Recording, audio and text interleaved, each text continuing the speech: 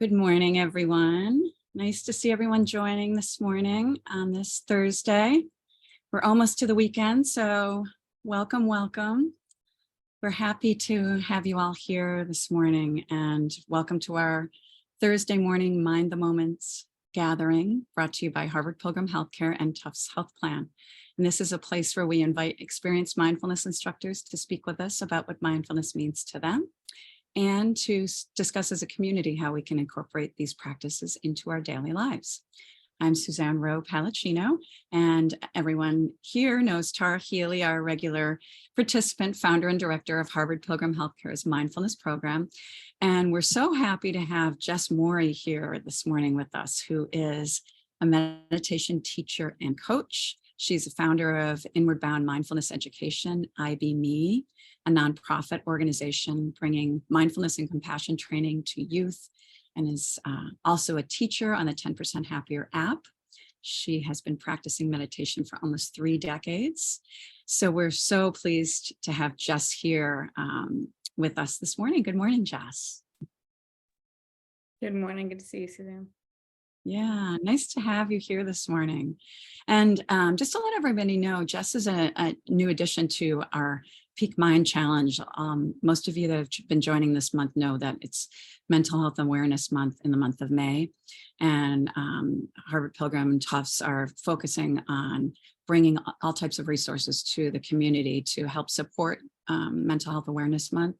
And Jess is someone that will be adding some practices to our challenge. So if you go, just to as a reminder to folks, if you go to point32health/peak mind, you'll find all the resources that are available during this month, where we're encouraging folks to go to our website and visit some of the pre-recorded meditations from all different types of teachers. And Jess is one of the highlights on that challenge.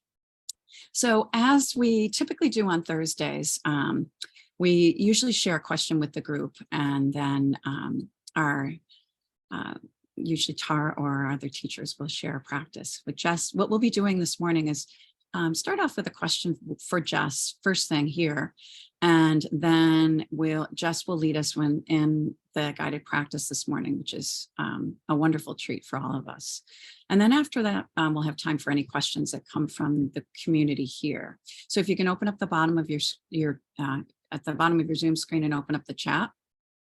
And you can click the blue drop-down menu that allows you to go from hosts and panelists to everyone. So you can see all of the questions coming in, and I'll field those questions as they come in. So with that, knowing that Jess has been very much involved with the young community for years in the organization Inward Bound Mindfulness Education, and knowing that we're focusing on supporting folks during this month, I wondered if you could tell us a little bit more, Jess, about the types of work that you do with the younger communities and also with all communities in relation to support for mental health, and how meditation supports mental health, and what the relationship is between meditation and mental health support. Mm-hmm. Yeah, thanks, Suzanne. I mean, I think there's so many connections, and there's been a lot of research, and I'm sure that you all have talked about it often. So I want to just emphasize one piece that feels most important to me, which is around developing an awareness of and an ability to connect with a sense of unconditional self-compassion and unconditional self-acceptance. So I really study and practice a lot within attachment theory. And attachment theory has this concept of a secure base, internal secure base.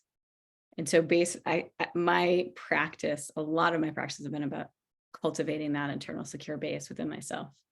And so using that, like a lot of different metta or loving kindness practices, what Amishi calls the connect practices, but also mindfulness itself being a kind of loving awareness that is meeting every moment, every thought, every sensation, every reaction with just some tenderness and kindness and acceptance. So that feels like, at least for me in my journey of supporting my own mental health, that's been the most important part of practice for me. Mm. And making sure that that tone of mind is always there. You know, meditation, mindfulness can sometimes just be used for the same, like our habits or maybe even neuroses can like co-opt meditation to beat ourselves up for not being concentrated enough, or beat ourselves up for not sitting enough, or whatever it is that is our habit. Mm. So I really feel like it's so important to keep tracking, like, wait, how's the tone of the mind right now? How am I relating to my experience? But that's the most important thing. Yeah. Yeah, I can totally understand that. And when you say attachment, Jess, what that can have a lot of different meanings. What do you mean about attachment in relation to your practice? Yeah, so I'm referencing attachment theory, which is a developmental psychology theory that was developed by Bowlby and others, Mary Main, which is about this concept of if we had good enough support as infants and children, so good enough parenting or guardians, caregivers, and good enough is like, it's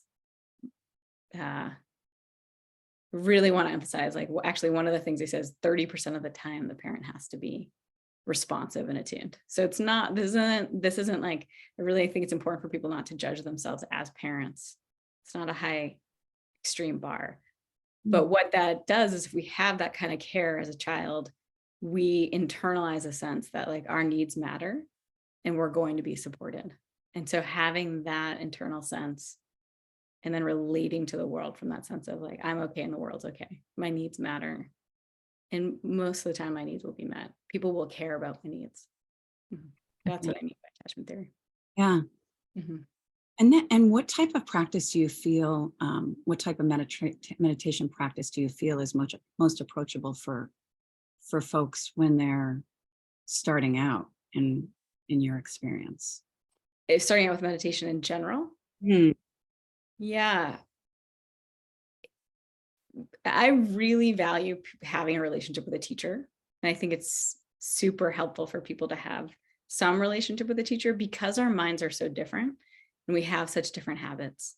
So I actually don't have a sense of like, everyone should do this kind of meditation. And in fact, I don't even have a sense that everyone should meditate. So just to put that on the ground. And so then it's, if I was working with someone, it would just be a kind of trial and error. How does your mind relate with just watching your breath?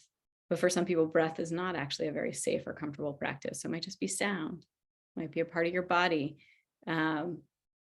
It might be doing loving kindness or gratitude practice that kind of lighten the mood of the mind first. But for some people, jumping right into a connection or loving kindness itself is really challenging. So it brings up negative feelings. So I'd say, okay, forget that. So this is why the Peak Challenge is so great. It has 4 different practices that I kind of going through what I've just described. So you can try each one of those and then see which one is the easiest for you to be present, for you to just soften a little bit and connect a little bit more with what's happening right now in this moment, in your body, in your mind, in your heart, as well as in the world around you. So just look for whatever is easiest to be present with and start with that. Yeah, that's great. Yeah, that's a great reminder for folks that it's just to try each of those and see which one works the best for the way you're feeling even on a particular day. So yeah, I think that if I could jump in just for a minute, I think it's a really good point. I think especially that if for folks that are feeling anxious on a particular day, to do more of a movement practice instead of just a stillness practice, that it all matters. It's not like one is better than the other, and to really see how you're feeling in a particular day and what practice might speak to you in that moment. yeah, absolutely. Even just finding that a walk in the forest, just paying attention to nature as you walk is mindfulness practice. So that people Yeah. not get so focused on the fact that they need to be sitting on a cushion, and that's the only way to Right. support oneself during these times. So yeah, that's wonderful. Okay. Well, this is a great time for you to move into practice if that works for you, Jess. Yeah, great. So I'm going to offer a connection practice, and we'll start with, it's a receiving practice. So the idea here is that we learn how to love. I'm going to use that word. It's just a big word, but we learn how to be kind by others through the kindness that we've received in our life. And so even to think, sometimes when I say that, people are like, oh, I didn't have any, oh, I didn't have kindness in my life. I really, what I think is so beautiful about this practice is the more that we do it and we just kind of trust and we let our mind sort of roam around in our memories, we can find kindness. And then sometimes more moments of kindness just start popping up. They're like, oh yeah, there was that teacher in second grade who was so kind to me. There was an aunt, or these it doesn't have to be like someone who's a big person in your life, but just these moments of kindness. So I'll guide us through different ways to connect with that. Sounds great. Okay. All right. So let yourself come into a comfortable enough posture. You might be seated, you might be lying, you might be standing is also a great posture. You can take a few deeper breaths to allow yourself to settle.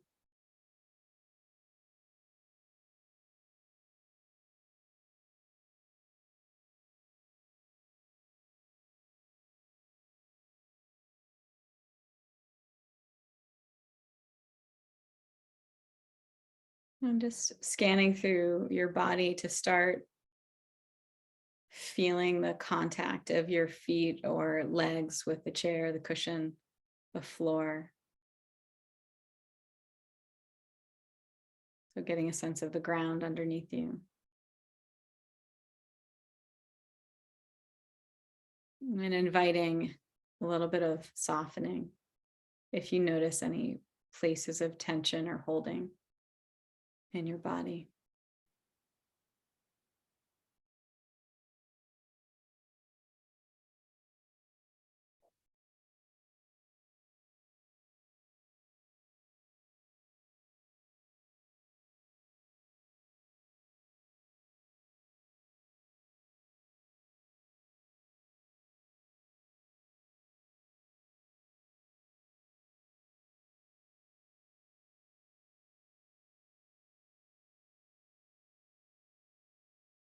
I invite you, just even in this moment, to receive any support or kindness that's available.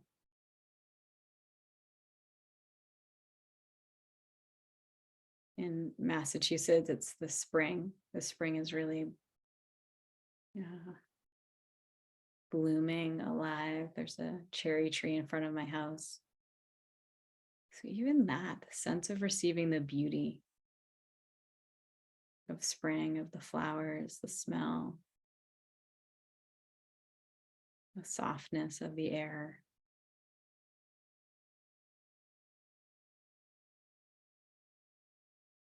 The birds coming back.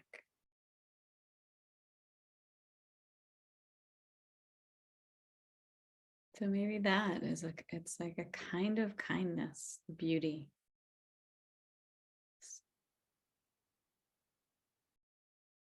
Imagining you could receive it, breathe it in.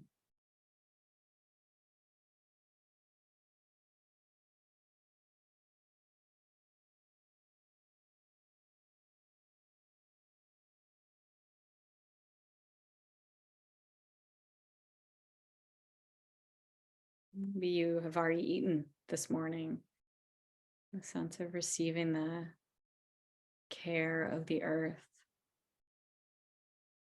Everyone who has been involved in the food that you can eat or Maybe you love coffee.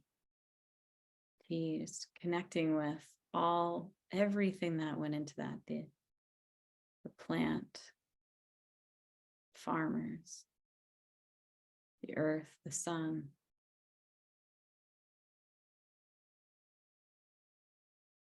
Feeling if you can receive that as a kind of care.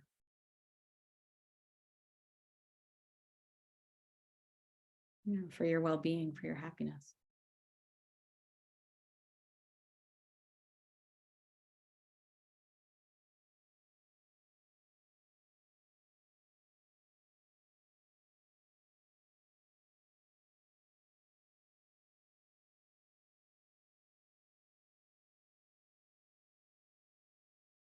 And allowing the receiving, as much as feels good to you, to be really visceral. Like all of your cells are receiving the care.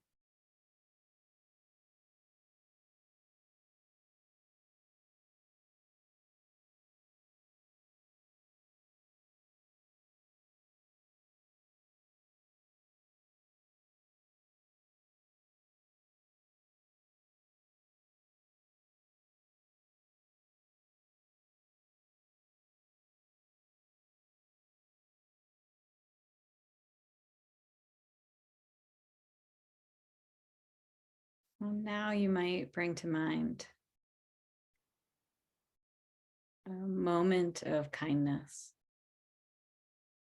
that you've received, and that could be recent. And really, it's like it can be very simple. You called your bank, and the person who answered was friendly and warm. That level of just simple kindness. It might be a pet. It might be a dear friend. So just again, in a relaxed or embodied way, kind of drop that question in of like, oh, where has there been kindness in my life recently?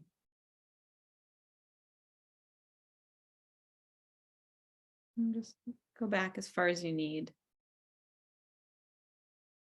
And let those moments just sort of bubble up. And if you get an image or a moment, then again, softening and receiving. Remembering that moment, letting yourself feel it or imagine it. And just fully take it in.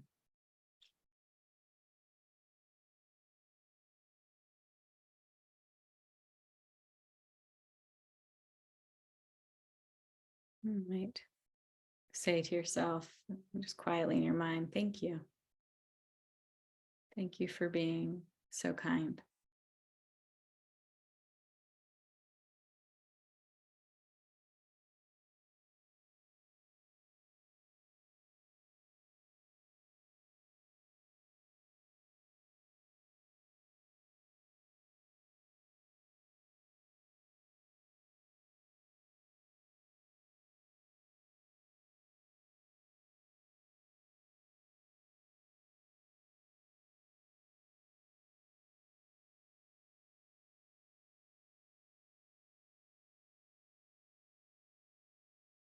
You can say with one moment, one memory, or others might come to mind. And again, just receiving those, you can have the image. Imagine that you're breathing in the kindness.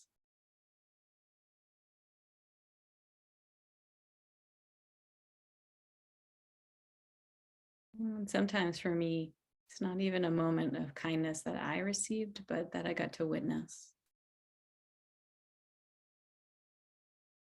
That is also kindness. Like we are receiving in the witnessing.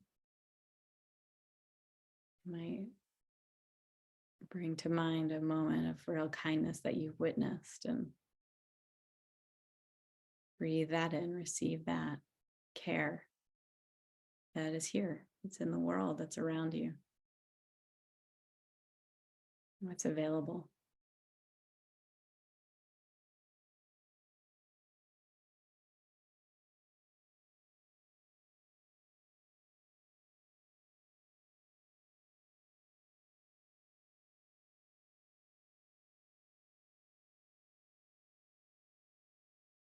As you do this practice, so many memories or moments might come to mind, and just let that surround you. It might almost be like a whole web or field of kindness, of care.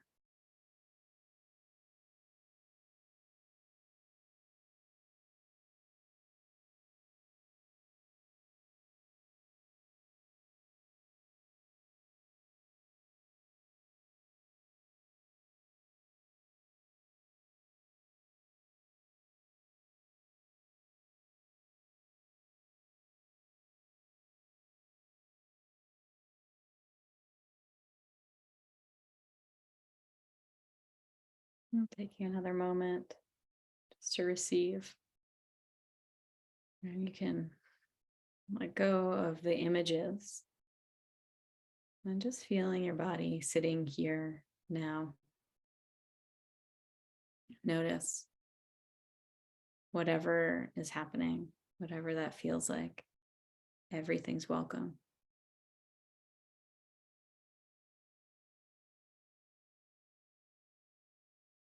And then when you're ready, you can open your eyes and orient back to the space around you.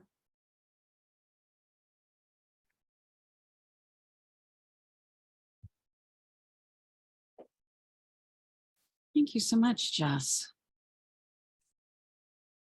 Thank you. It's good to practice. Yeah. Yeah. And the reminders that you brought into that practice that I think can be such great reminders are the fact that if you can't access that kindness within your own memory, recent memory, that you can take in someone else's, that sympathetic joy that we talk about in meditation, where someone else has had this positive experience, and that can help you bring in some of those positive feelings to your own well-being. Yeah, it's really alive for me. I've got to witness some like really wonderful spontaneous kindness recently. Mhm. Super touching, like someone paying for someone else's groceries. That Mm. that person as actually like their WIC card, their social support card didn't work. And so someone just came over from another aisle and paid for their groceries for them. Just things like that that are just so Yeah. touching. And then when I recognized it, I was like, oh, I could have done that. And next time I'm going to try to do that if I ever have that opportunity. Yeah. Mm. Yeah, it's almost like those simple things where you realize you let someone in traffic, and then you look behind you and someone else did the same thing. It really builds, one person builds on another in so many good ways, right? Yeah. And so one other thing that I was bringing to mind, and if anyone has any questions, please go ahead and type them in for Jess. There's one thing that came to mind for me as well in your work, and how much right now when we talk about mental health awareness, how much of a crisis there is right now with young people and mental health. Yeah. Maybe you can talk a little bit about how that's impacted your work and how you see that in the world. Yeah, I mean, certainly it's been an awareness that I've had for a long time, and I've been tracking an increased concern, like both from the youth that I work with and their parents, and the kind of outreach that was coming to us.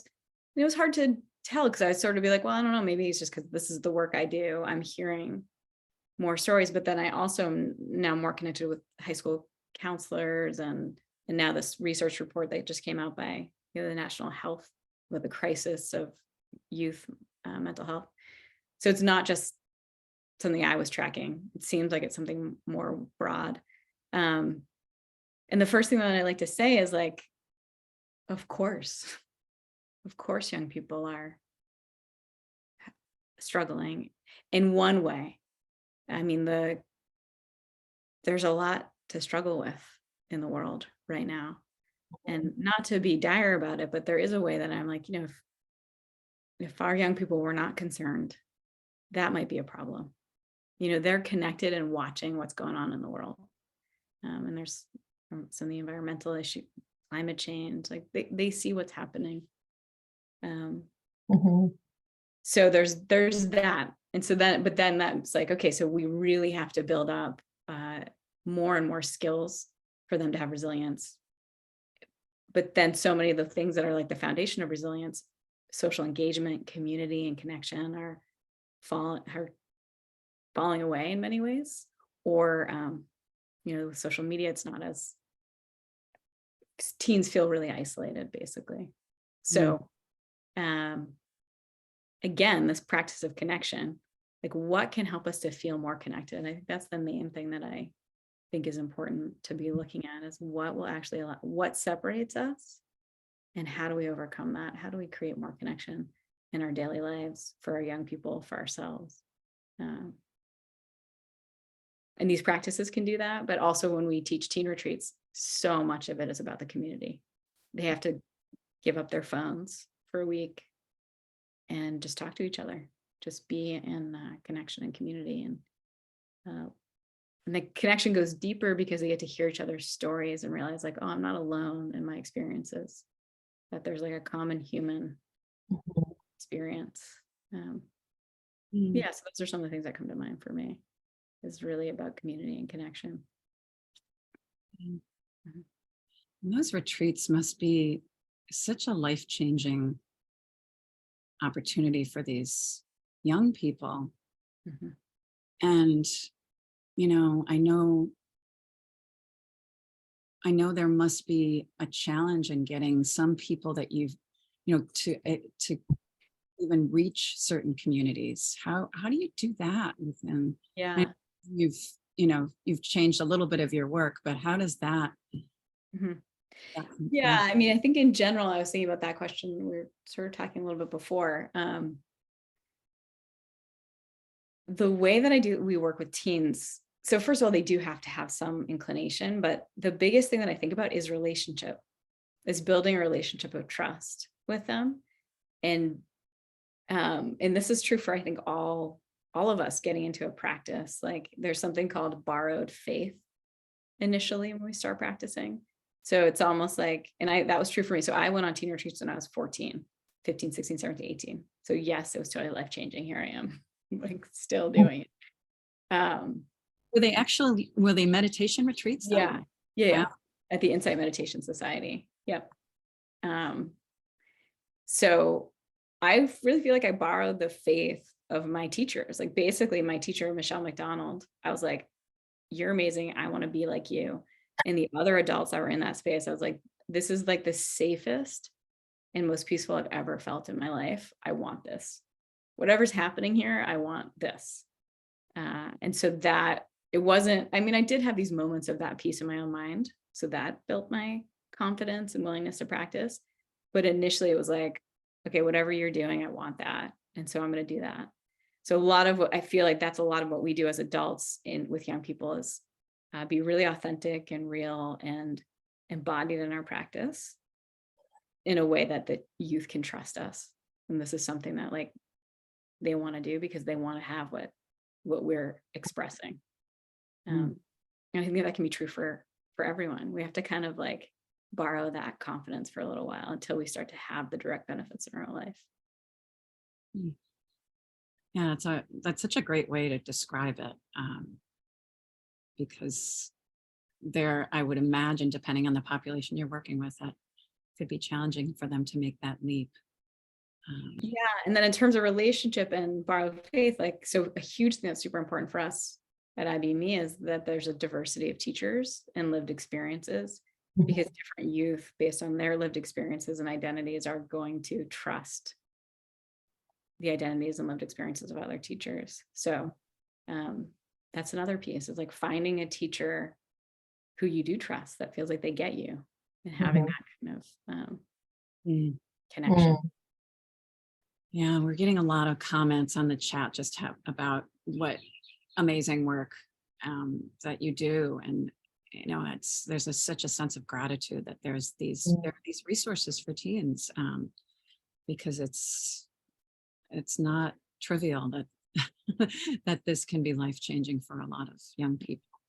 So we are so grateful to have you here this morning, Jess. Can I just ask one quick thing, Jess, with attachment theory, if folks want to learn more, where would you send them to Dan Siegel or who, Yeah. Dan Siegel has a great, and also if you have teenagers, but for anyone, he has a book called Brainstorm. Yeah. And he talks about attachment in there. It's a book for teenagers, but it talks about attachment. So Dan Siegel. There's a group called Metta Group, METTA group, that with George Haas, who does a lot around meditation and attachment theory. Right.